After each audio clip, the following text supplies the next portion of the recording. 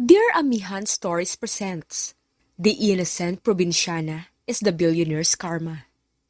Written by Jean Chua.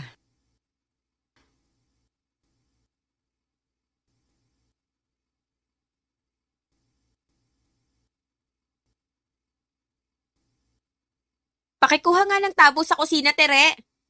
Utos ng ina ni Teresita pagdating nito galing sa kanilang hardin. Putikan ang mga kamay nito at tagaktak pa ang pawis. Ubus ang kamatis. Ito na lang ang natira. Visit talaga yung mga pestang yan. Panira ng tanim. Iniumang ni Tere ang tabo sa ina at kinuha ang mga kamatis na na-harvest nito. Marami-rami rin to, ma. Ano bang gusto niyong luto rito para maasikaso ko kaagad? Umiling ang mama niya habang naghuhugas ng paa. Ipagpapalit sana natin yan sa iilang repolyo ni Gina. Kaso yan, ang konti. Hindi na umimik si Tere at hinintay na matapos ito sa ginagawa. Sakto namang dumaan ang motorsiklo ni Reynan sa harapan ng kanilang bahay. Oy, di ba't si Reynan yun? Yung panganay na anak ni Gina? Anang mama niya. Naiilang na tumango siya. May idea na siya sa susunod nitong sasabihin. Hindi siya nagkamali dahil sumunod ay ang patutsada ng kanyang ina patungkol sa lalaki. Di ba nanligaw sa'yo si Reynan dati?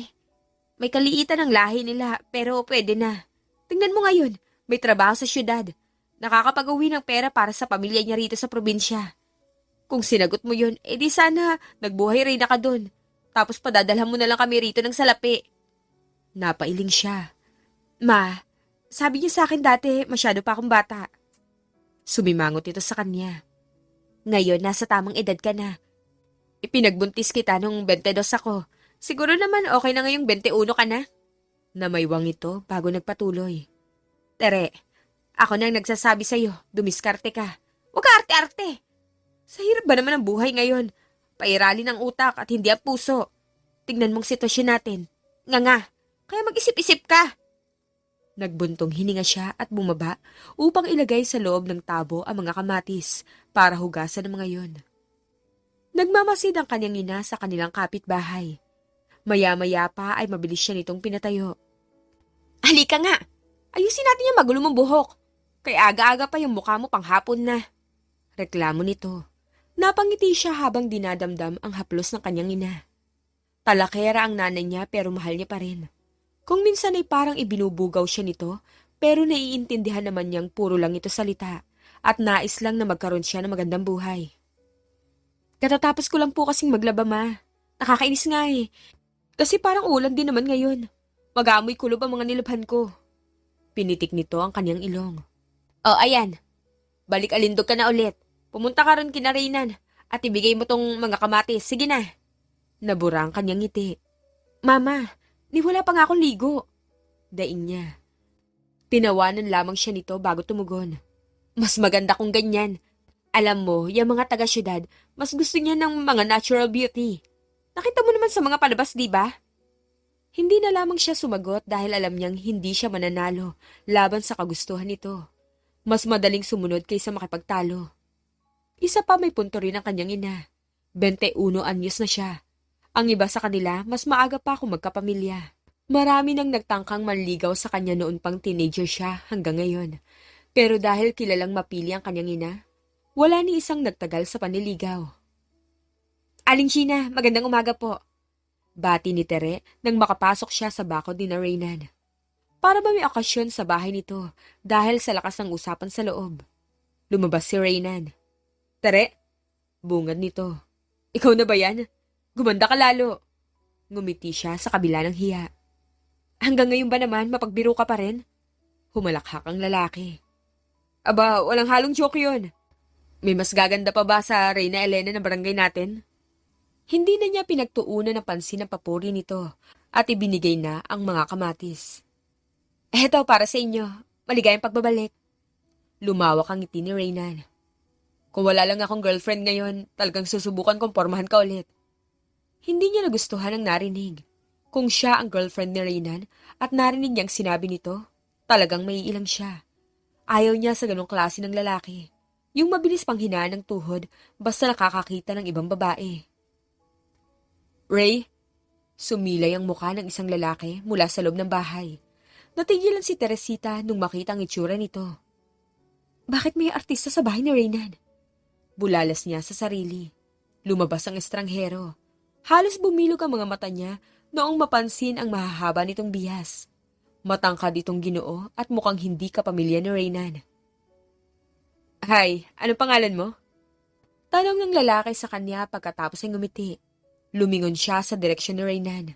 Nakita niya ang tila ba nababahala nitong ekspresyon. Ito na ang sumagot sa estranghero nang hindi siya makasagot agad. Boss, her name is Teresita. Pero rito sa amin, Tere ang madalas naming tawag sa kanya. Namulsa ang lalaki. Sadyang naiiba ang pananamit nito kaysa sa kanila. Nakasuot ito ng polo shirt at maluwag na pantalon. Hindi nagdadamit ng gano'n ang mga tao roon. Puwera na lang kung magsisimba. Teresita, that's a very sweet name. Lumawak pa ang ngiti ng lalaki. Naglahad ito ng kamay.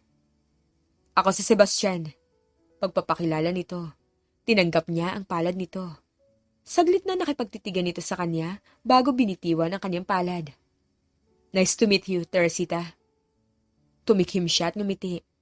Nice to meet you rin, Sebastian. Hindi na rin siya nagtagal pa roon. Maya-maya inihatid siya ni Reynan sa labasan. Huwag mong pagtuunan ng pansin yung si Sir Seb, ha? Notorious na playboy yan. Di tumitigil hanggat hindi nakukuha ang gusto. Tipikal na taga-syudad na laki sa pera, laki rin sa luho. Paalala nito. Nakaramdam ng panghihinayang si Tere. Wala nga talaga sigurong perpektong lalaki. Nasabi niya sa sarili. Hinarap niya si Reynan. Huwag ka mag-alala. Di rin naman magkaka-interes sa akin yung boss mo. Ang hilig nun makikinis na chicks, tapos maputi.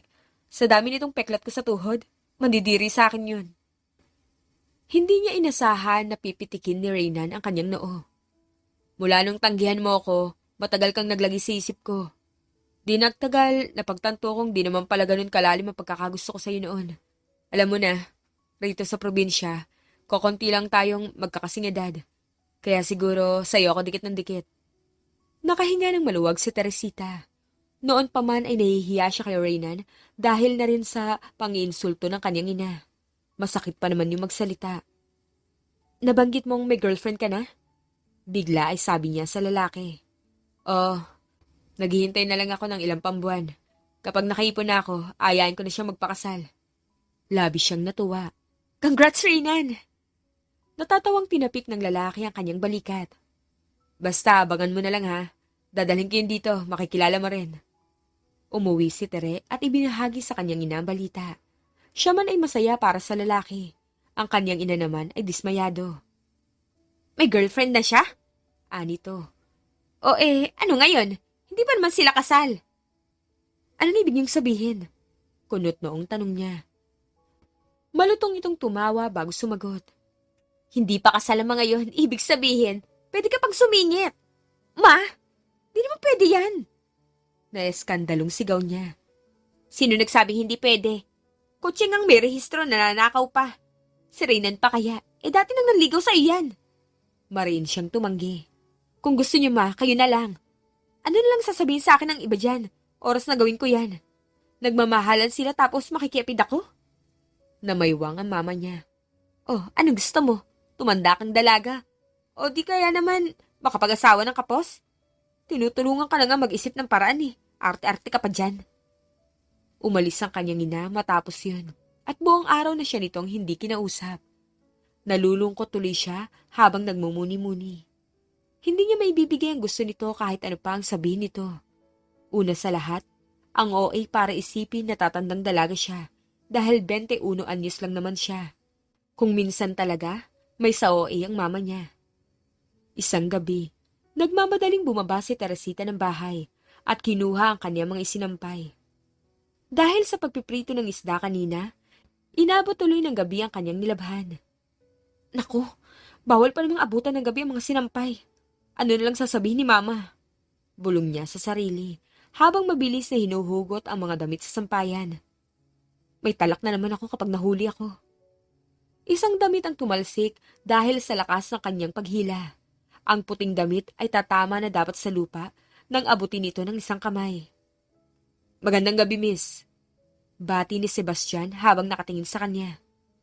Sa'yo ba to? Buti na lang at nasalo ko. Wala bang thank you dyan? Nagulat siya at bahagyang umiling. Akin na, pakibigay na rito. Sagot niya. Napalunok siya nang hindi pa rin bitiwan ni Sebastian ang damit. Salamat sa pagsalba mo dyan. Akala ko lalabhan ko naman ulit eh. Pwede bang akin na?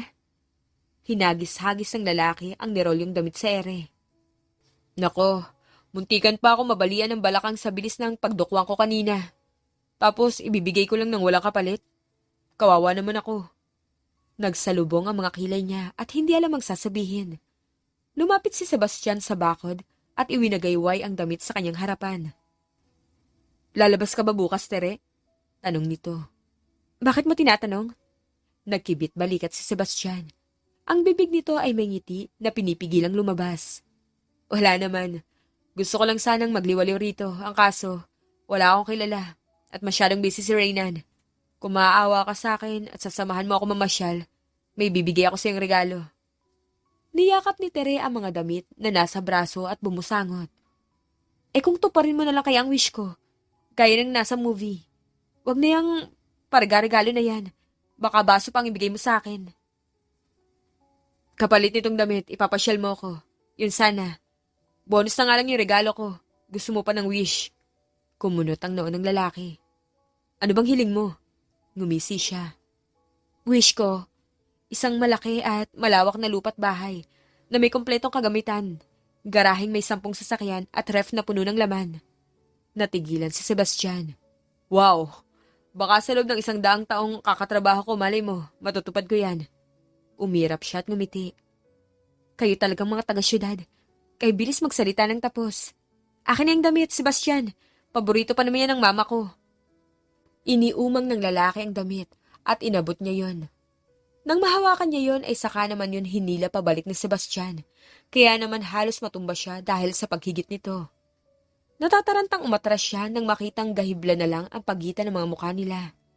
Ang puso niya'y kumakalabog ng napakalakas. Bastos ka! Sigaw niya sa lalaki. Sorry na. Di ko sinasadya yun. Napalakas lang ang paghila ko. Ngumiti si Sebastian. Hindi ka naman ba nasaktan? Hindi! Huminga siya ng malalim ngunit agad ding napatigil nang maamoy ang lalaki. Anong sabon panlaba mo? Tanong niya. Itiniklop ng lalaki ang damit na hawak at pinatong yun sa iba pang damit na nasa braso niya. Hindi ako mahilig sa mga sabon na may matatapang na amoy. May tagalaba ako na nakatoko dyan. Gusto mo tawagan ko nang may tanong natin ng sabay? Tumikhim siya. Kung bibigyan mo ako niyang pabango mo, ipapasyal kita sa lahat ng lugar dito sa amin. Napahalakhak si Sebastian. Talaga? Game! Walang bawian yan ah. Susunduin kita bukas dito at magdadala ako ng kotse. May kotse ka? Ang yaman mo naman pala. Naaalala ni Tere ang madalas na pangangaral ng kanyang nanay. Sabi nito, maging mautak at unahin ang panglamang sikmura bago ang puso. Napaisip siya. Kung si Sebastian ang manliligaw sa akin, tiyak na sasaya si Mama. Ang kaso, mukhang gusto lang nitong mamasyal. Sa isip-isip niya, mayabang na tumangon lalaki. Makikita mo bukas, sabi nito. Oo na, yabang. Natawa ang lalaki. See you tomorrow, Tere. Hindi alam ni Teresita kung saan nanggaling ang excitement sa dibdib niya. Ang alam lang niya, kailangan na niyang tapusin ang dapat tapusin sa bahay para hindi siya pagalitan ng mama niya kung aalis man siya bukas. Marahil ang kaalaman na makakasakay siya ng kotse ang nakapagpapa-excite sa kanya. Hindi niya pa kasi yun nararanasan. Oo, yun lang yun. Imposible namang magustuhan ako ng lalaking yan. Hindi bale, willing naman ako maging tour guide. Aniya sa sarili. Kinabukasan. Habang naglalakad sina Teresita at Sebastian, paakyat ang bundok, ay panay ang reklamo ng lalaki dahil sa matinding putik sa daan. Nang madaanan nila ang ilang taniman, ay halos liparin na ni Sebastian ang daan pa uwi. Anak nang! Napasinghap na namang muli ang lalaki. Wisit namang putik yan. Sinaway niya ito. Konting problema lang, halos isumpa mo na ang daan. Umiling ito. Hindi ko na maintindihan kung paano yun natitis ang ganito. Anong tinitiis? Sa ganito kami lumaki. Sanay kami kaya wala lang to. Ikaw nga ang hina-hina mo eh. Putik lang, dinaig mo pang nanay ko sa kakaputak. Lumapit si Sebastian upang pitikin ang kanyang noo. Ang sama mo sa akin, Tere. Busangot ang mukhang sabi nito. Napatakip siya ng noo at tiningala ang lalaki. Sa totoo naman ah. Kanina panay ang reklamo mo kasi kulay green ang tubig sa ilog. Sinabi ko namang dahil yun sa mga lumot ng bato. Pero ang sabi mo, madumi ron. For your information, doon kami naglalaba. Bumungisngis ang lalaki. O na, hindi na ako magrereklamo. Namaywang siya. Masanay ka rito kung gusto mong magtagal. Di ka pa naman nilagnat dahil sa hangin dito, di ba? Natagalan mo nga ang usok ng tambutso ron sa syudad. Konting putik lang dito. Halos lahat ng masasamang salita nasabi mo na. Agad na itinaas si Sebastian ang mga kamay, tanda ng pagsuko. Sorry na, Tere. Susubukan kong manahimik at i-appreciate ang paligid. Nagpatuloy sila sa pagliliwaliw hanggang sa maabot nila ang tuktok ng bundok. Napakaganda ng tanawin, lalo na sa dapit hapon. Hindi magawang magsawa ni Tere sa ganda ng langit. Nakikita mo ba yan? Masayang tanong niya kay Sebastian. Kaso ay naabutan niya ito na nakatitig sa kanya, imbis sa langit. Exquisite. Napaka-charming. Para bang kapag kinagate, bubulwak ang tamis. At di ka makakalimot kahit anong gawin mo. Komento nito. Naitirik niya ang mga mata. Hindi naman nakakagat ang araw eh. Pahapyaw na tumawa si Sebastian. May mooncake nga. Siguro may suncake rin. Katwiran nito. Nagkibit balikat siya. Kung may suncake nga, bigyan mo ako ng recipe niyan. Lulutuan ko si na mama sa bahay. Lumapit ito sa kanya. I want to eat your cake. Seryosong sabi nito. Tumango naman siya. Saka na kapag may recipe na ako. Pag may budget din, ganun. Matamis ba ang cake mo? Humalukip-kip ang lalaki. Malaki? Naalarma siyang umatras at pinangunahan ang daan pa uwi. Depende nga kasi sa dami ng ingredients. Tsaka katamtaman lang ang tamis. Basta ako nagtimpla. Mahilig ka ba sa cake? Tour guide mo lang ako ah. Baka mamaya mamili ka pa ng design. Hiram nga lang ang oven ko kina Aling Mayra kapag nagluluto. Umiling si Sebastian. Mahilig ka magluto, pero wala kayong kumpletong lutuan? Dahan-dahang bumaba si Teresa batuhan. Pwede naman kasing manghiram, ano po? Tsaka di naman kailangan may oven ka sa kusina, lalo na rito sa amin. Puro gulay galing sa taniman lang naman ang madalas namin kainin. Okay, nag-enjoy naman ako kahit papaano sa pamamasyal natin ngayon. Ibibili kita ng mga kulang mo sa bahay, okay? But the first cake should be mine. Ako dapat ang unang kakain. Sige na nga, makulit ka. May first cake ka pang nalalaman. Cake ba talaga tinutukoy mo? Masama ang tingin na tanong niya sa lalaki. Natawa naman ito. Oo, cake. Ibibili kita ng oven. So, ang unang cake na iluluto mo ron, ako dapat ang maunang tumikim. Paliwanag nito. May ginamaliwanag. Aniya. Ang bruho ay ngumiti lang ng makahulugan. Panay ang pangungulit ni Sebastian kay Tere sa mga sumunod na araw. Kung hindi nito binubulabog ang kanyang tahimik na pagkain, ay lagi naman itong ginagambala ang kanyang paglalabas sa ilog. Ba't nandito yan? Tanong ng ina ni Tere habang nagkukusot ng damit. May dagat naman pero dito siya sa ilog nagbibilad sa araw. May lilim din ang mga puno roon sa kabilang banda. Ang labas niyan, hindi pantay ang kulay niya mamaya. Natawa si Teresita at napatingin din kay Sebastian na naka-Indian seat sa isang malaking bato. Hindi naman nagpapainit yan, Nay. Baka nga nakatulog na yung si Sebastian kakahintay sa akin. Gusto niya raw kasing bisitahin yung manghihilot sa kabila. Natisod kasi siya kahapon nung namamasyal kami. Sabi niya hanggang ngayon kumikirot pa rin. Pwede naman siyang magpahatid kay Reynan, pero ikaw ang sinasadya. Nag-angat ng kilay ang mama niya. Alam mo na siguro ang ibig sabihin yan? Naiilang nang umiti siya. Si mama nilalagyan na naman ng mali siya agad eh. Inosente yung tao. Inosente? Sus! Bakit? Masasabi mo bang walang mali siyang pagtingin sa'yo ng lalaking yan? Ngumiti ito. Pansin ko na interesado ka rin. Aba, kung gusto mo patulan mo na. Nagningning ang mga mata niya. Basta alalahanin mo kami rito lagi. Tiyak na mas mayamang yung lalaking yan. Bihis pa lang eh, alam mo na malamang kong gagatasan. Naburang ngiti niya dahil sa narinig. Hindi niya alam kung ano ang tamang maramdaman. Ang sigurado niya lang, dismayado siya. Dahil sa totoo lang kung ano man ang nararamdaman niya kay Sebastian, totoo yun sa puso niya. Ang simpleng pagkakaibigan sa pagitan nilang dalawa ay unti-unting nag-iiba habang nagtatagal. Alam ni Tere na dahan-dahan na siyang nahuhulog sa lalaki. Marte man ito at maraming reklamo sa probinsya nila. Tiklop naman ito pagdating sa kanya.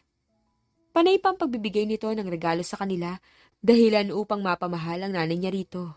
Ang dasal lang niya ay sana nag-iba na rin ang pananaw ng mama niya at maging sincero ito sa ipinapakita kay Sebastian. Ilang linggo pang lumipas at ganap nang naging magnobyo sila ng lalaki. Habang dumaraan ang mga araw, ay nararamdaman ni Teresita ang paglalim ng kanyang pag-ibig para kay Sebastian. Dinala siya ng lalaki sa mga magagarbong lugar, mga kainan sa malapit, mga mamahaling resort sa tabing dagat, at mga lugar na ipinarserve nito upang sila ay magkausap at magsayaw.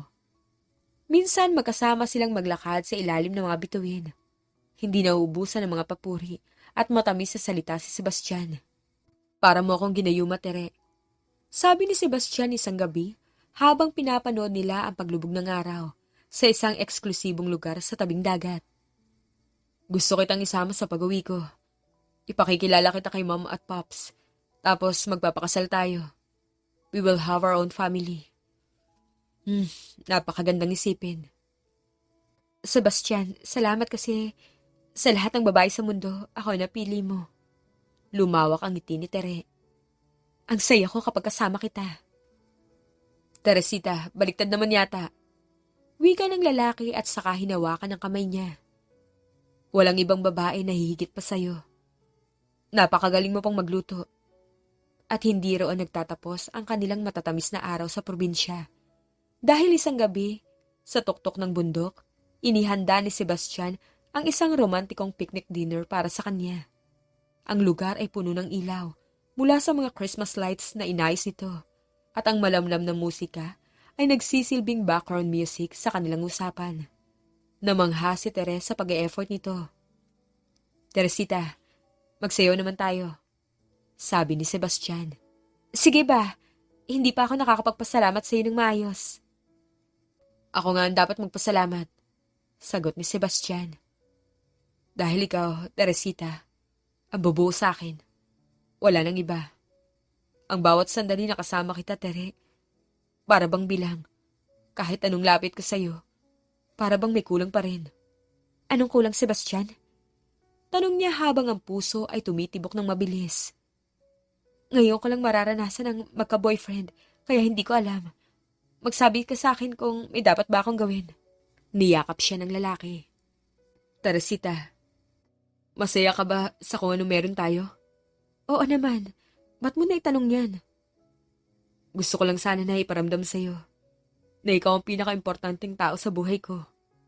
Sebastian, halos pabulong na sabi niya. Gusto kita. Napamahal ka na sa akin at nararamdaman kong importante ako sa'yo. Bilang tugon ay dahan-dahang inilapit ni Sebastian ang mga labi sa kanya. Nang maglapat ang mga labi nila, ay naramdaman niya ang init at pagnanasa na nagmumula sa kanyang nobyo. Ang bawat halik ay nagpasiklab ng mas malalim na damdamin sa kanyang puso at hindi sila kapwa nakapagpigil. Nang gabing yun ay isinuko niya sa lalaking iniibig ang sarili. Sebastian, mahal kita. Nang magising si Teresita ay nanibago siya sa kanyang paligid. Malamig ang hangin sa kubo at wala si Sebastian upang yakapin ang kanyang katawan. Tumagilid siya sa higaan at doon niya napansin ang lalaki na nakatayo. Abala ito sa pagbibihis. Teresita, magbihis ka na, sabi ni Sebastian. Hindi man lang ito tumingin sa kanya. Marami akong kailangang asikasuhin. May emergency kaya di na kita may ihahatid. Alam mo na, nakahanap na ng magandang location sina Pops para sa bagong factory namin. Mukhang di napili ang baryo nyo. May pinapa-inspect siya sa aking ibang lugar. Nagulat siya. Hindi yun ang inasahan niyang reaksyon ni Sebastian pagkatapos ng lahat ng nangyari kagabi. Naramdaman niya ang bigat sa kanyang dibdib. Sebastian, hindi siya makapagsalita ng buo. May problema ba? Akala mo no?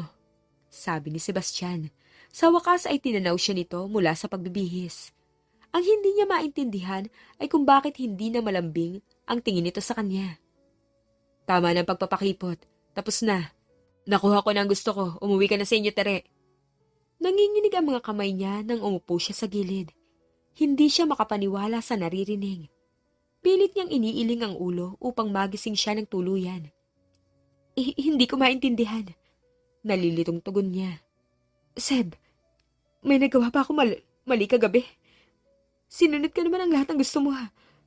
Anong problema ngayon? Tumawa si Sebastian nang hindi nakaharap sa kanya. Ano pa bang inaasahan mo, Tere? Binalaan ka na ni Reynan dati pero di ka nakinig. Ang totoo, gusto mo rin akong gamitin para makaahon kayo sa hirap ng pamilya mo. Kung pinatagal mo pa ang pagpapakipot, baka naubos pa ang allowance ko sa'yo. Mabuti na lang at tututo ka rin. Nagtagal ang katahimikan sa pagitan nila. Hindi pa rin nagsisink in sa kanyang lahat. Ganun na lang? Yun lang ang gusto nito? Oo. Hindi siguro siya ganoong kaedukada, pero hindi niya alam na ganon siya katanga para maniwala sa walang hiyang lalaking kasama niya ngayon. Alam ko naman kung anong gusto niya sa akin ng nanay mo. Pero sorry na lang, Tere. Ikaw lang ang matuto rito. Nang matapos itong magsuot ng damit, ay nilapitan siya nito at kinuha ang bag sa tabi niya. Kung hindi ka pa alis, magsiga ka para hindi ka lamukin ha. Baka magkadengge ka pa at ako pa ang habulin ng nanay mong mukhang pera. Napagastos ako ng sobra sa'yo, but it's worth it. Tama ang hinala ko. You're so damn sweet, Teresita. Ayos lang sa akin na magtagal ka sa piling ko, pero sayang eh. Kailangan ko na umuwi. See, ikaw lang at yung pagkababae mo ang dahilan ng pagtatagal ko rito. Kung dito ipapatayo ang paggawa namin, baka nakipaglaro pa ako sa'yo ng matagal. Kaso ngayon, wala na. Sebastian, hindi ko maintindihan.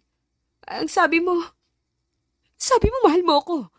May nangyari sa atin, panagutan mo ko! Tumigil ito at tumingin sa kanya.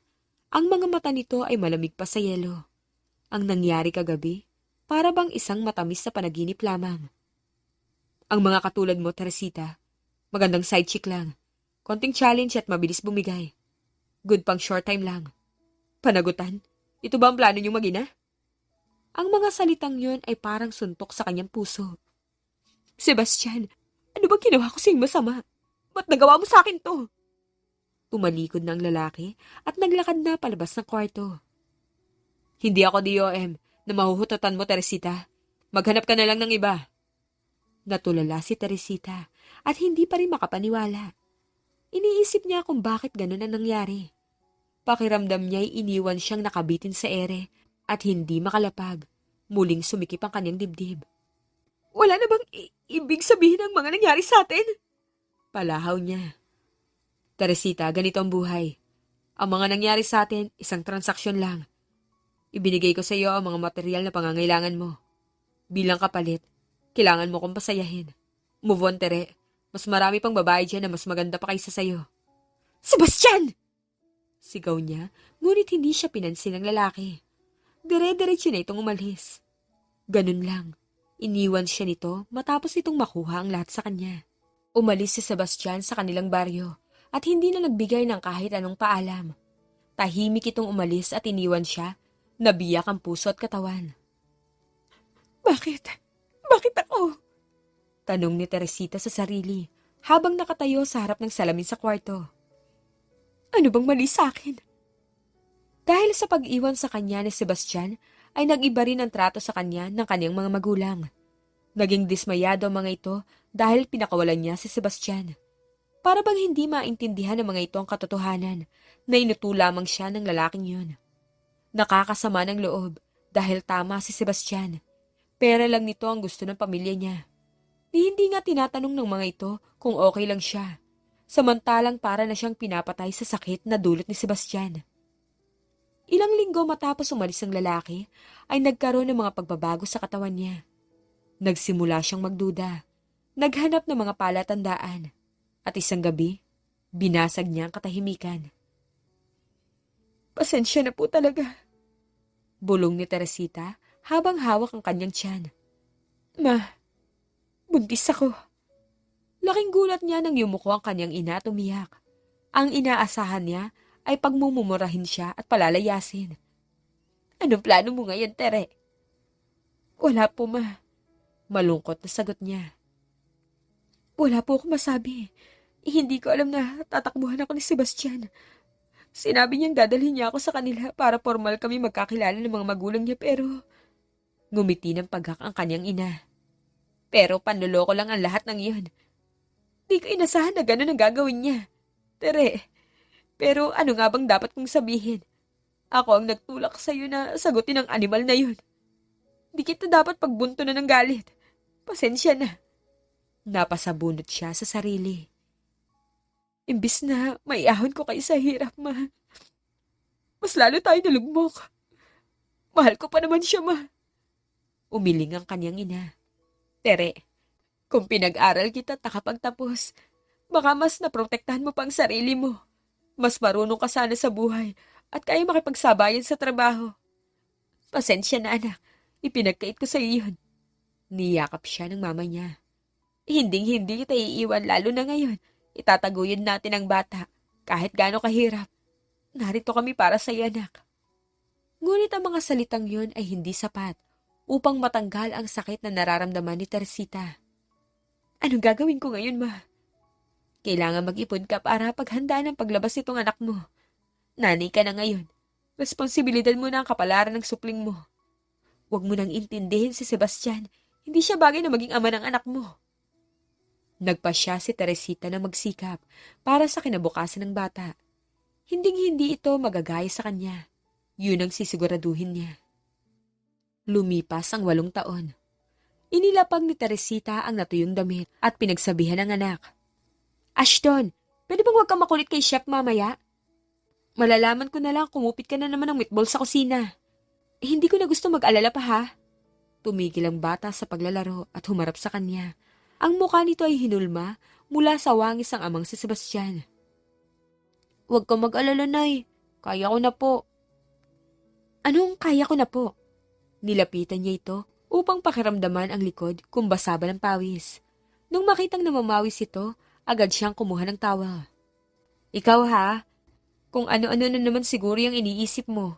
Malikot ka talagang bata ka. Umiling si Ashton. Ngayon, hindi na ako mahuhuli, Nay. Kukuha ako ng 2, tig-isa tayo. Napatutop ng noo si Teresita.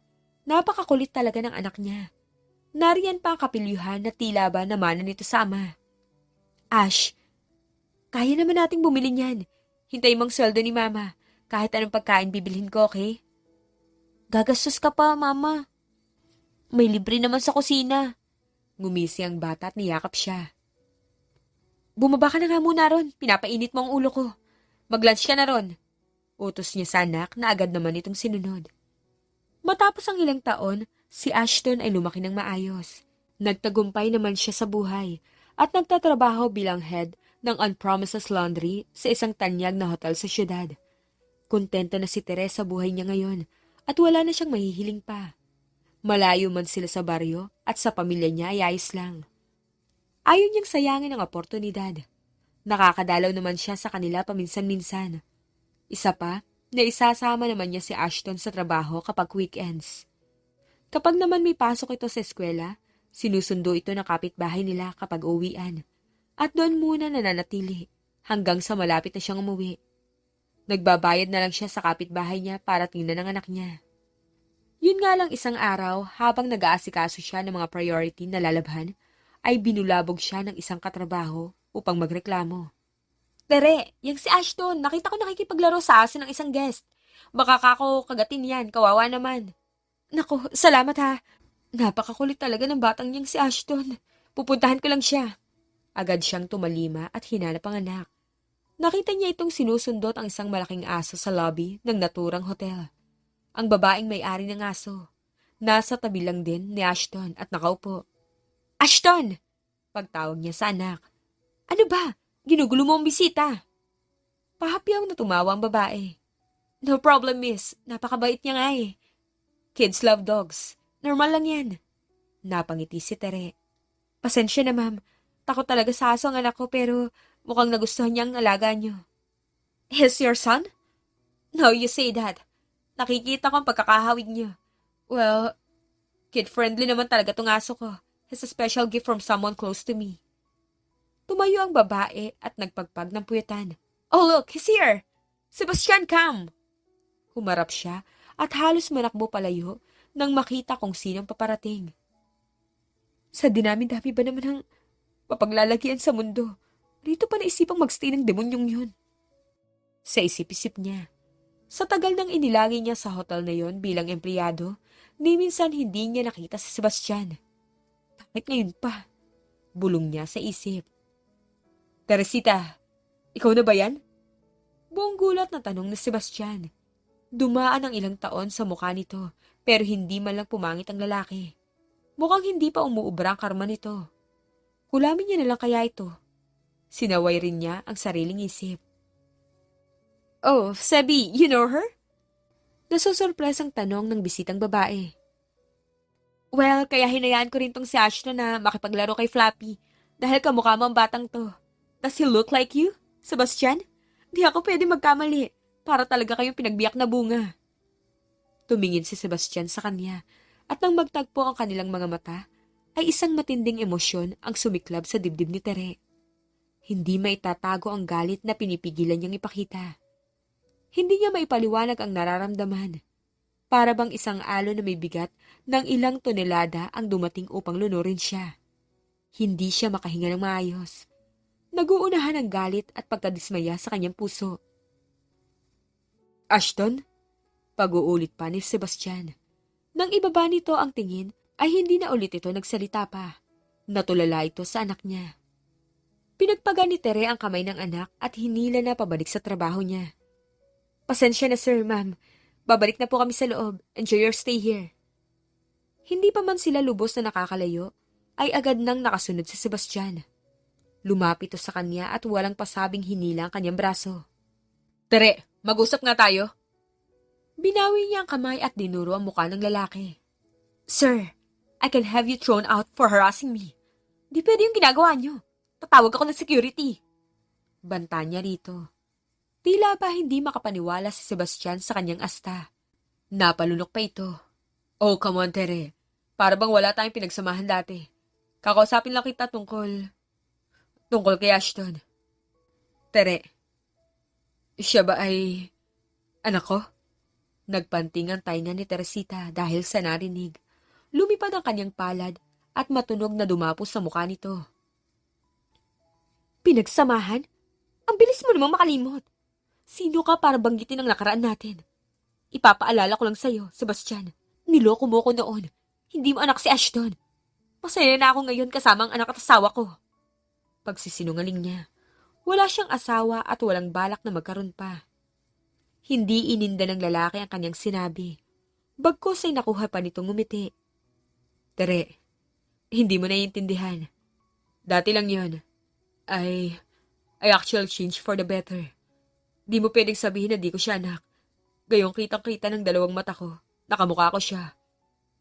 Are you saying na nung ipinagbubuntis mo to sa ibang lalaki, pinaglilihan mo mukha ko? Tere, aminin mo na. Kung nagbago man ito ay wala na siyang pakialam. Baka nga nagbago ito nang dahil din sa babaeng kasama nito kanina. Sa palagay ni Tere ay walang nagiba. Bastos pa rin ito. Anong aminin ko sa'yo? Sino ka ba? May relasyon tayo? Sino ka para i-interrogate ako? Ang kapal naman ang mukha mong mag-demand sa akin pagkatapos ng ginawa mo noon. Kung talagang nagbago ka na, lubayan mo ko dahil nananahimik na ako. Bitiwan mo nga nanay ko! Itinulak ni Ashton palayo si Sebastian. Nakita nito ang pangyayari pero kahit na naguguluhan, sinaklolohan pa rin siya. Nakakuyom ang palad ng bata at mukhang galit. Huwag mo ngang hinihila ng basta-basta si Mama! Bitiwan mo siya kung ayaw mo suntukin kita. Agad na pinakawala ni Sebastian ang kanyang kamay, pero bakas ang panlulumo sa ekspresyon nito. Pasensya na, Ashton. Nag-aaral ka ba? Ilang taon ka na? I'm sorry at matagal akong nawala. Nakikilala mo ba ako? Tinago ni Tere ang anak sa likuran. Hindi kanya kilala. Sebastian, wala akong intensyon na ipaalam sa iyo ang tungkol sa anak ko dahil wala kang kinalaman sa kanya. Mali ang iniisip mo. Hindi mo siya anak. Kaya huwag kang umastang parang may karapatan ka sa bata. Marahas ang bumuga ng hangin si Sebastian. Magkukunwarian pa ba tayo, Tere? His age is too convenient. Babanggitin ko ba ulit ang pagkakahawig niya sa akin? Tere, anak ko rin siya. Huwag mong ipagkait sa akin ang makilala niya ako bilang tatay. Oh, please. I'm sorry. Namilog ang mga mata ni Tere. Hindi talaga siya makapaniwala sa kakapalan ng mukha ng lalaki. Hindi mo naisip yan nung araw na iniwan mo ako noon. Kaya anong magagawa mo kung ayaw kita makita ngayon? Umalis ka na! Eksakto namang lumapit sa kanila ang isang security guard. Sir Seb, sabi niyang amo, kung pwede sa ibang lugar na kayo mag-usap. Nakakasira daw sa business ang eskandalong gaya nito. Naging masama ang tingin ni Sebastian sa gwardya. Stand back! Kunin mo ang telepono ng kung sino man ang nagvi-video sa amin. Kakausapin ko lang mag-ina ko. Nag-init lalo ang ulo ni Tere. Sino mag-ina yung tinutukoy mo? Bumalik ka sa babae mo. Kasi di ka namin kilala. Alis! Magre-resign na ako sa hotel na to. Tere, that's my half-sister. Hindi mo kailangan mag-resign. Hindi ako may-ari ng hotel na to. Investor lang kami. Please, can we talk? Privately? Hayaan mo ako mag-sorry, Tere. Masyado pa akong bata nun. Wala ka ng karapatang magsabi ng sorry. Kung gusto mo talaga humingi ng tawad sa akin, sana noon pa. Pero ngayon mo lang nasabi kasi nandyan si Ashton? Ulitin ko, hindi mo siya anak. Kaya di mo siya makukuha sa akin. Napakunot ang noo ng lalaki. Wala itong nagawa kundi ang umatras. Fine, sige, hindi na. Hindi na kita guguluhin. Alis na ako. Pero, huwag kang magre-resign dito, Teresita. Kapag nag-resign ka, hahanapin kita. Pinagbabantaan mo ba ako? Nakataas ang isang kilay niyang tanong. Hindi. Sinasabi ko lang na dito ka maglagay para magkausap tayo ng madalas. Hindi kita tinatakot. Please, Tere. Humalakhak siya ng peke. Hindi na uubra sa akin ng ganyan, Sebastian. Hindi lang ikaw ang tumanda at nagkaroon ng experience sa atin. Hindi na ako inosente gaya ng dati.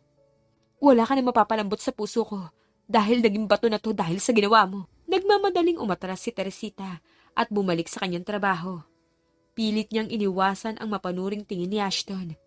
Subalit alam niyang kailangan niya rin itong harapin. Masamang tao po ba si Papa, Mama? Tanong ng bata. Umiling siya pero agad ding umuo. Sa ibang tao, marahil mabait siya. Pero sa akin anak, naging masama ang papa mo. Ang sama-sama niya sa akin noon. Sa'yo, mabait yun kasi gusto kanya makilala. Kakausapin ko siya kung gusto mo siyang makilala. Gusto mo ba siyang makasama? Matalino ang anak niya, kaya hindi na siya nagsinungaling pa. Alam naman niyang hindi ito maniniwala kung sasabihin niyang hindi si Sebastian ang ama nito. Lumabi ang bata. Kung kasama si Mama, happy ako.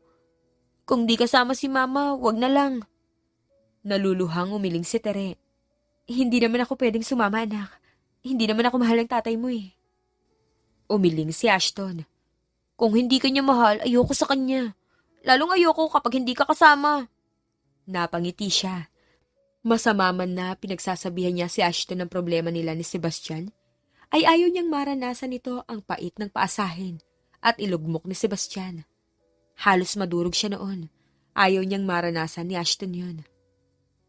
Nagpatuloy si Teresita sa pagtatrabaho sa hotel.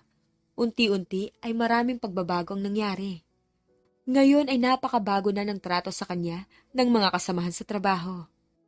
Tere, may klase si Ashton? Nako, buti at di ka masyadong mamamroblema ron habang nagtatrabaho. Sabi ng isa sa mga kasamahan niya. Nga pala, dumating na ang lunch natin mula sa kusina. Napakasarap, full set. Kumain ka na ron. Ang gara naman, may event ba? Baka nga may event. Nga pala, Tere, di mo pa naikwekwento kung sino ang ama ni Ashton ah. Totoo bang isa sa mga investors dito ang tatay niya? Kung alam ko lang na investor pala rito si Sebastian, di ako magtatrabaho rito. Di ko na kaya to. Iba na ang tingin ni na ma'am sa akin. Iniisip pa ng iba dyan na baka natanggap lang ako rito dahil sa laking yun. Kahit pinaghirapan ko naman ang lahat. Oh, hayan na nga. Sulsul ng babae. Ang swerte mo nga eh. Kasi binabalikan ka. Sa gandang lalaki ni Sir Seb, di dapat pinaluluhod ang mga katulad niya. Dapat siyang niluluhuran. Aba? Nagpupuyos sa tumayo si Tere. Magre-resign na ako. Kung gusto niyong lumuhod sa animal na yon, kayo na lang. Kasi ako, di ko maaatim kahit tingnan man lang ang mukha nun. Swerte, ako? Ako ang nagtaguyod mag-isa sana ko sa loob ng ilang taon.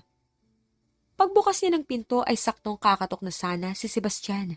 Mukhang narinig nito ang kanyang sinabi dahil bakas ang hiya at pagkadismaya sa ekspresyon nito. Bakit ka nandito? Naligaw lang. Ba't ka ba galit? Sagot ng lalaki.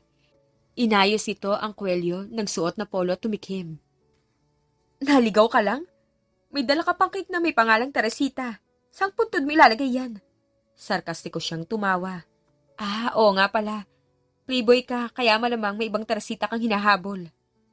Kumibot ang labi ni Sebastian. Ngumiti ito ng bahagya. Tere, hindi pa nga tayo ulit nagseselos ka na. Wala nga kasing iba. Di magandang impluensya kay Ashton ng ganun. Parang gusto niyang lamukusin ang mukha nito.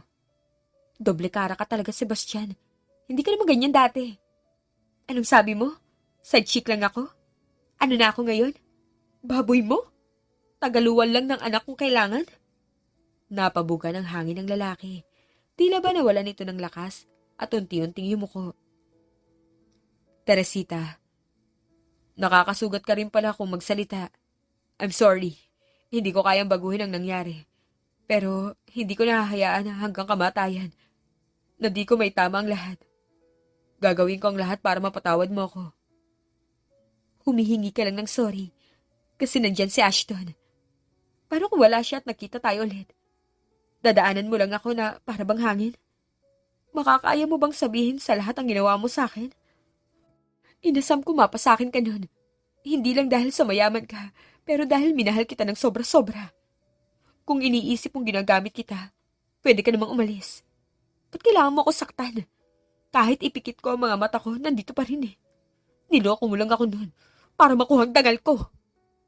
Tere, bigyan mo ako ng chance. Magsimula tayong uli. Humihingi ako ng tawad. Hindi lang dahil nandyan si Ashton, okay? Matagal kong dinala sa dibdib ko ang nangyari sa atin. Lalo pa nung pagbalik ko ng Manila. Nalaman ko maghihiwalay na ang mga magulang ko dahil nagloko si Papa. Tere, naisip ko yung ginawa ko sa'yo. Nakita ko ang bawat iyak ni Mama. I'm so sorry. Hindi kita niloko nun. Dahil may iba akong babae. Gusto kita. Sadyang naisip ko lang na hindi tayo magtatagal. Kasi ginagamit mo lang ako. Narinig ko ang mama mo. Inuutusan kanyang akitin ako para makaahon kayo sa kahirapan. Ayaw na niyang makinig pa sa lalaki. Kung gusto mo makipaglapit kay Ashton, sige. Sa akin naman gagaling. Oo, anak mo siya, Sebastian. Pero di mo siya pwedeng ilayo sa akin. Magkakamatayan muna tayo. Wala akong intensyon na paghiwalayin kayong dalawa, Tere. Nais ko sana kung papayag ka. Makasama kayong uwi sa akin. Gusto ko kayong makasamang dalawa. Huwag mo na ako idamay sa kalokohan mo. Kung gusto mong makilala ang anak mo, pumapayag ako. Pero yun lang yun. May gagawin pa ako kaya kung pwede, tumabi-tabi ka na. Tumango si Sebastian. Tere, itong pagkain na dala ko. Saan ko ilalagay? Umirap siya. Ibigay mo sa iba. Baka pag kinain ko yan, masuka lang ako. Naaalarmang lumapit si Sebastian. Bakit? Sumaba pakiramdam mo? Lumapit to upang salatin ang kanyang noo. Natigilan si Tere. Pinakikiramdaman nito ang kanyang noo ng ilang sandali. Maya-maya pa ay tinampal na niya ito nang mapansin na umabot na sa kanyang leeg ang palad nito. Gumagapang na kung saan niyang paghawak mo. Saway niya. Paka-OA mo. Agad na binitiwan nito ang kanyang balat. Sorry. Susunduin kita mamaya pagkatapos mo sa trabaho. Hiningin ko kay Flor ang schedule ng salitan niyo, kaya alam ko na kung anong oras ka uwi. In case nagtataka ka, si Flor ang babaeng kasama ko nung isang araw. Again, she's my half-sister. Sige, ipapakilala kita sana kung mamayang gabi. Kaya wag mo na akong guluhin sa trabaho ngayon. Yes, ma'am. Hintayin kita sa labas. Kinagabihan ay nagmamadaling umalis ng hotel si Teresita. Nung maglakad siya papunta sa parking lot, ay inisip niya na baka wala na si Sebastian dahil late na siya. Dati, napakamainipin ito at hindi kaya maghintay ng ilang minuto. Baka talagang hindi pa ito nagbabago. Ngayon halos 5 oras niya itong pinaghintay para siguradong lalayasan siya nito. I visit! Bulalas niya na makatapak ng dumi ng aso sa daan. Nagdadabog na lumapit siya sa damuhan at pilit na ipinapahid paalis ang kalat. Kainis talaga, ba't ngayon pa? Reklamo niya sa kawalan. Hindi niya inasahan na hihinto ang isang sasakyan sa kanyang tabi. Bumusina ang driver. Tere, anong ginagawa mo dyan? Umayos siya ng tayo at nagpunas ng pawis. Akala ko umalis ka na. Kumunot ang noon ng lalaki. Sinabi ko maghihintay ako, kaya di ako alis. Tapos ka na ba sa trabaho? Tara na. Did you have dinner already? Hindi pa, sa bahay na ako kakain. Sagot niya bago inikutan ang sasakyan at buksan ang pinto ng passenger seat. Tara. Ang nais niya lang naman ng mga sandaling yun, matapos na ang gabi, para mawala na sa paningin niyang lalaki. Umiling to ng bahagya at ngumiti. Are you sure? Hindi ka pa kumakain? Di ba masakit ang tiyan mo? Baka may nakain ka mali. Umandar ang sasakyan at isinat na ni Tere ang destinasyon sa maps nito. Ang kulit mo. May pagkain naman ako sa bahay. Hindi kita pagagastusin. Baka mamaya may masabi ka pa. Patotsada niya rito. Umiling si Sebastian. Hindi sa ganon. I can afford whatever you want, promise. Yun nga lang kasi, baka kako may sira ang tiyan mo. Binuksan nito ang bintana ng sasakyan at binabaan ang aircon. Ba't ba nagmamarunong ka? Hindi naman...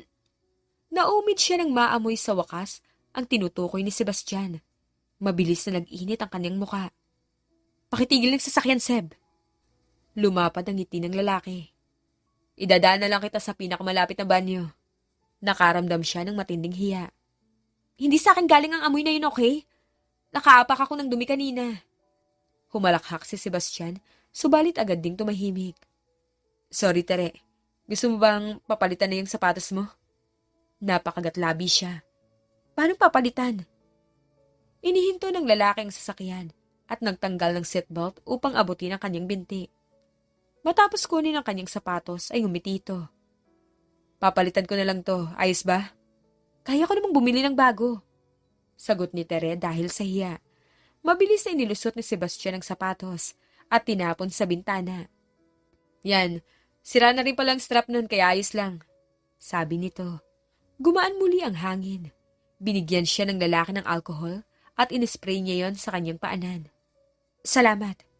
You're welcome, Tere. Bumungis-ngis ito. Akala ko talaga sira na yung tiyan mo, kaya pa na yung utot mo. Nagtakip ng tainga si Teresita, dahilan upang mapahalakhak ang lalaki. Hindi tuloy niya napigilan na mapangiti na rin, dahil sa lakas ng tawa nito. Pero nang mapansin niyang nakangiti siya, ay agad niyang sinaway ang sarili, at pinawi ang saya sa kanyang muka.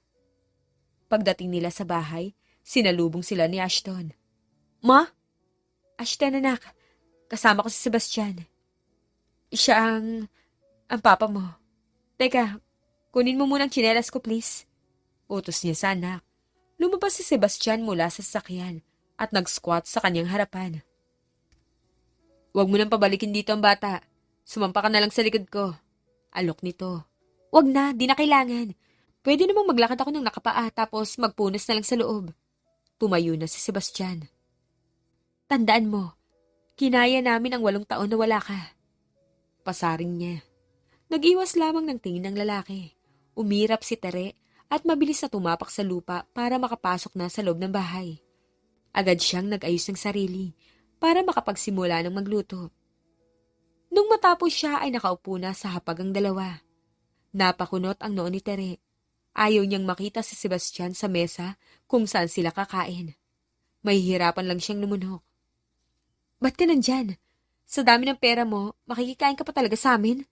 Kami lang ni Ashton ang kakain. Pakli niya. Kumislot si Ashton sa kanyang tabi, subalit sa huli, nanatili itong tahimik.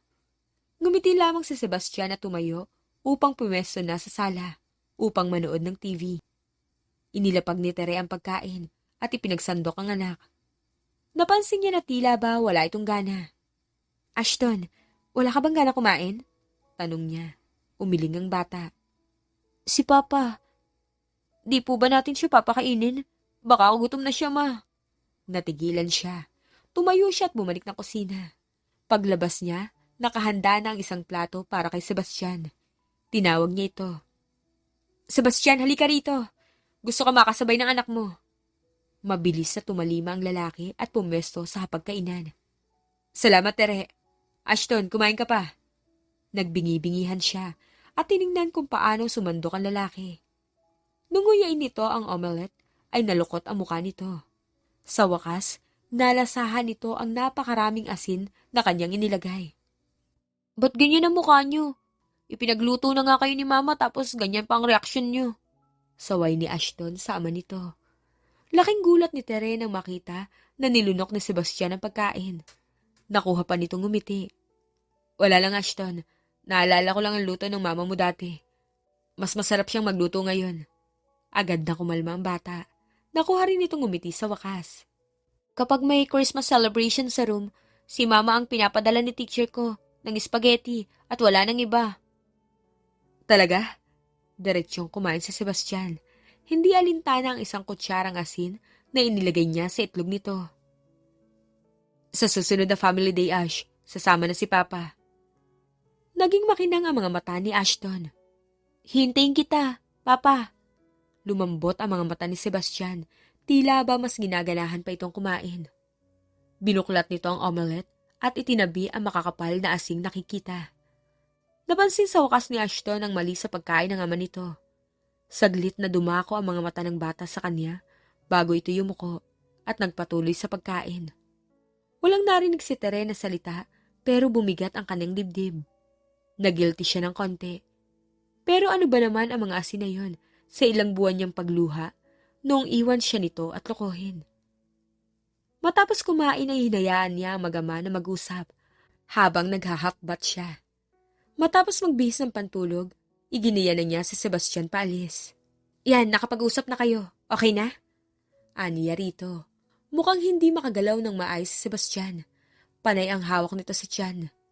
Natatawa tuloy si Tere habang iniisip kung gaano kasama ang nararamdaman nito ngayon. Bibigyan kita ng pera bilang hati ko sa dapat gastos nating dalawa sa pagpapalaki sa kanya. I was late. Pero pwede pa naman bumawi. He's still young. Matuturuan ko pa siya na wag gumaya sa akin. Umirap siya. Kahit di mo na gawin, kaya ko naman yan. Sino bang biktima ng pagiging balasubas mo? Ako, di ba? Kaya alam ko kung anong dapat gawin para lumaki siyang mabuting tao. I remembered, masarap ka magluto. Anong nangyari kanina? Nanginig ba ang kamay mo sa salt shaker? Kaya naibuhos mo lahat ng asin sa kusina mo ron sa omelette ko? Pag-iba nito ng paksa. Kung alam mo lang kung anong klaseng pagpipigil ang ginawa ko, huwag lang lagyan ng lasa ng pagkain mo, Sebastian. Dapat ipagpasalamat mo sa akin na buhay ka pa ngayon. I'm sorry, Tere. Dahan-dahang inabot ng lalaki ang kanyang braso hanggang sayakapin siya nito ng buo. I'm sorry. Kahit wala ka sa tabi ko, para bang kinarma ako ng ginawa ko. My parents broke up and it was ugly. Naalala kita lagi kahit saan ako magpunta. Alam kong gago ako nun, but believe me, Tere, di na maulit yun ngayon. Hinigpitan niya ang hawak sa baywang ni Sebastian. Ini-imagine na leeg ng lalaki ang kanyang yapos-yapos at bawat hapit niya ay maubusan ito ng hangin. Sinaktan mo ko. Kahit wala naman akong ginawang masama sa'yo. Kinuha mo ang dangal ko. Suminghap ang lalaki, ngunit hindi nagreklamo sa sakit. Saktan mo lang ako, Tere. Alam kong di ko may tatama ang ginawa ko nun. Kaya kahit anong gawin mo, tatanggapin ko. I'm guilty. Nag-mature na din naman ako, Tere. At sa tuwing naaalala ko ang nakaraan natin, nagigilty ako. I was wrong to do that. Naging malumana ang ekspresyon niya nang nasulya pa ng anak na nakasilip sa bintana at nagniningning ang mga matang nakamasid sa kanila. Ngumiti siya rito at kumaway. Sebastian, kahit kay Ashton ka nalang bumawi, hindi kita mapapatawad kaya masasayang lang ang pagmamakaawa mo. Bulong niya rito. Wala nang nasabi ang lalaki hanggang sa bumiti siya rito at nagpaalam na papasok na sa loob ng bahay. Ilang linggo ang lumipas at nasanay si Teresa sa kanilang setup kung saan si Sebastian ang sumusundo kay Ashton sa eskwela at pagkatapos ay dadalhin sa kanyang trabaho at doon na maghihintay ang dalawa hanggang sa oras ng uwian niya. Lagi silang umaalis ng bahay upang magliwaliw at kumain. Napipilitan man dahil yun ang gusto ng anak niya, hindi niya maitatangging nag-e-enjoy na rin siya. Mula kasi ng mga anak siya, bihira na siyang magliwaliw dahil ang focus niya ay ang buhayin na lang ng maayos ang anak niya. Ano sa palagay mo? Gusto mo bang tanggapin ulit ang lalaking yan? Tanong ng kanyang ina sa telepono nang minsang magkausap sila. Di ko po alam. Basta nay, nangigigil pa rin talaga ako sa kanya. Masaya ako kapag nakakabawi ako sa kanya, kahit sa mumunting bagay lang. Nakangisi niyang tugon, kahit hindi naman siya nakikita ng nanay niya. Pinakain mo siya ng sabaw na puro suka ang laman. Ginupitan mo ang shirt niya sa puwitan para mapilitan siyang lumabas na ganun ang itsura. Tapos nung isang araw, sabi mo, nilagyan mo ng bubblegum ang buhok niya. Kaya napilitan siyang magpa-semikalbo. Umunting bagay pa ba yun? Nalukot ang mukha ni Tere. Kung siya nga ang makakaranas sa mga yun, baka nagwala na siya sa galit. Inaamin naman niyang childish yun, pero wala eh. Nagawa na niya. Di mo ba naisip ang magiging reaksyon ni Ashton? May muwang na ang anak mo, Tere. Nakikita niya at naiintindihan niya ang ginagawa mo. Handa ka ba sa magiging epekto niyan?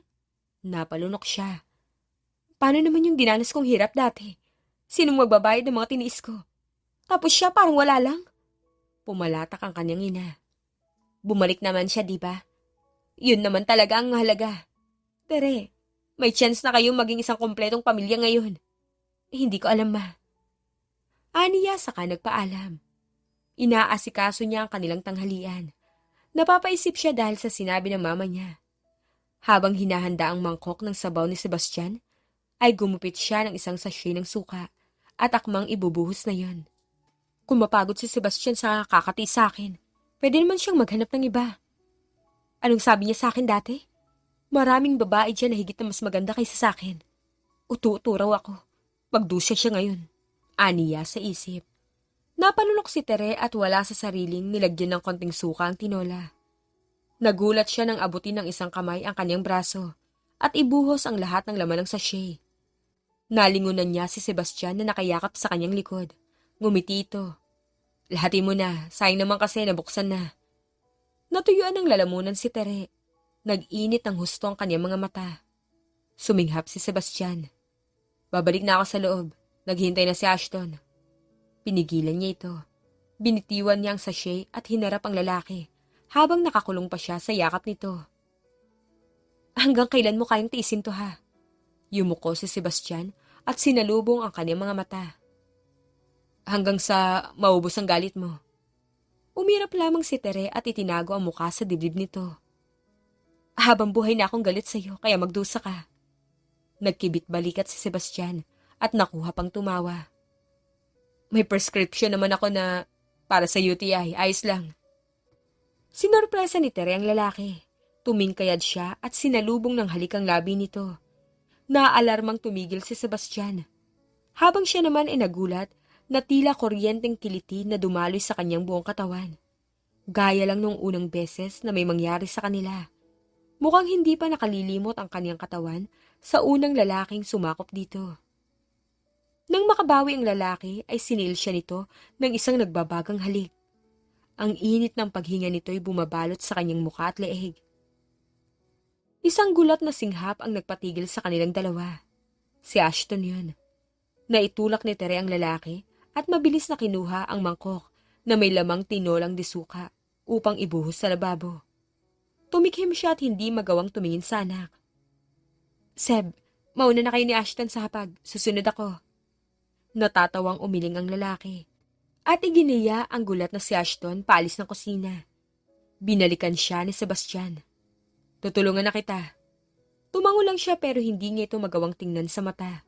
Panay ang tawa ng lalaki habang inaasikaso ang mga dadalhin sa mesa. Subalit hindi niya ito magawang sungitan. Kahit siya rin kasi mismo ay nagpipigil ng ngiti. Unti-unti ay nabubuo na ulit ang pagtitiwala ni Tere kay Sebastian. Halos tumira na ang lalaki sa kanilang bahay at okupado na nito ang kanilang guest room. Gayunpaman, hindi pa sila nagtatabi sa higaan. Nanunumbalik pa rin kasi sa kanya ang takot na baka kinaumagahan ay mag-iba ito at iwan siya ulit. Ma, nasa na si Papa? Nag-aalalang tanong ni Ashton. habang ipinapatali sa kanya ang headband sa ulo. Dapat ikasama ito sa susunod na malalaro para sa family day. Subalit hindi pa lumilitaw si Sebastian. 5 minutes na lang, ma. Sasabihan ko na ba si teacher na back out na tayo? Nakaramdam ng awa si Teresa anak. Aahon na sana ang galit sa kanyang dibdib nung lumitaw sa wakas si Sebastian.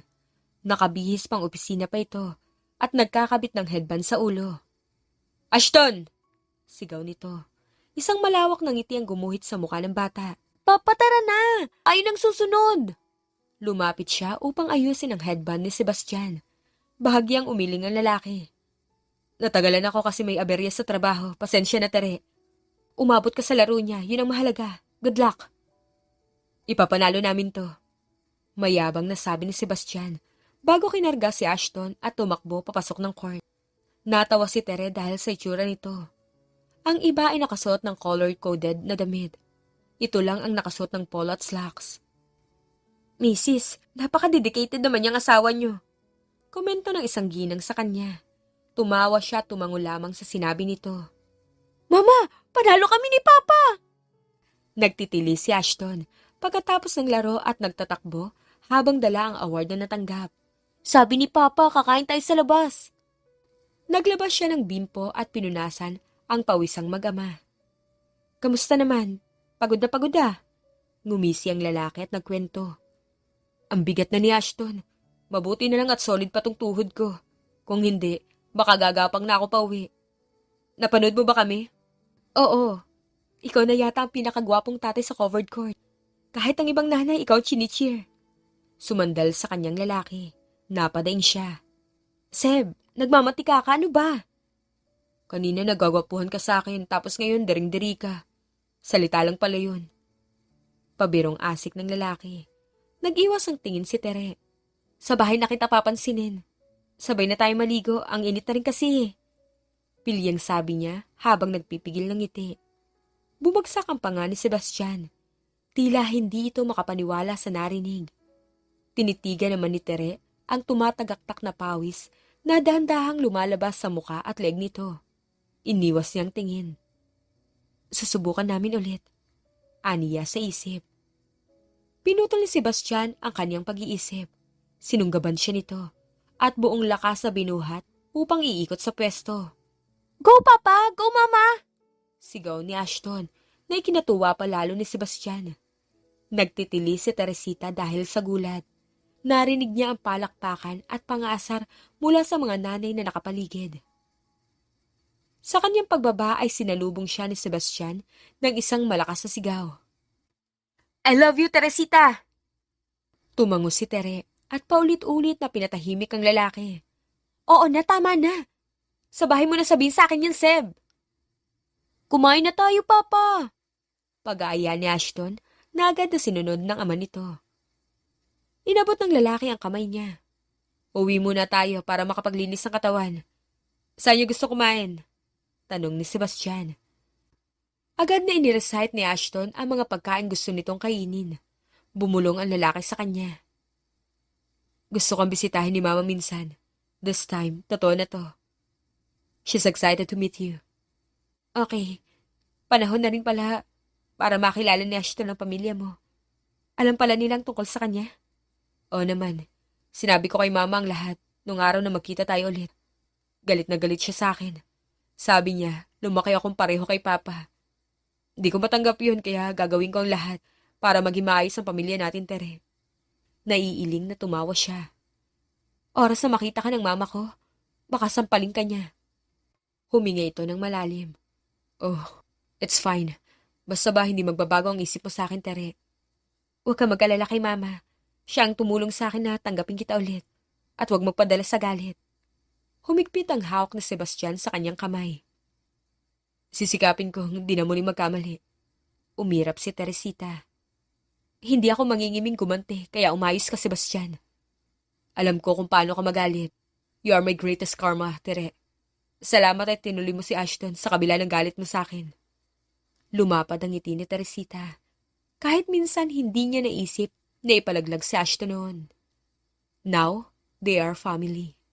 Matagal man bago dumating ang second chance na yon, ay mas matamis naman kaysa sa inaasahan niya. Makalipas ang ilang buwan ay nagpakasal din sina Tere at Sebastian. Tuwang-tuwa ang mga nanay nila, pero mas masaya si Tere dahil alam niyang sinsero na ngayon ang pamilya niya sa pagtanggap kay Seb. Nagkapatawaran na rin ang mga ito. Kinausap ni Sebastian ang pamilya niya para maklaro ang mga sama ng loob sa nakaraan. Sa ngayon, kontento na si Tere sa buhay niya. Lalo pa at ilang buwan lang pagkatapos ng kasal ay may madadagdag na namang miyembro sa pamilya nila. The End. Kung nagustuhan niyo ang aming istorya, ay huwag kalimutan na mag-like at subscribe. Mag-iingat po tayong lahat. Salamat!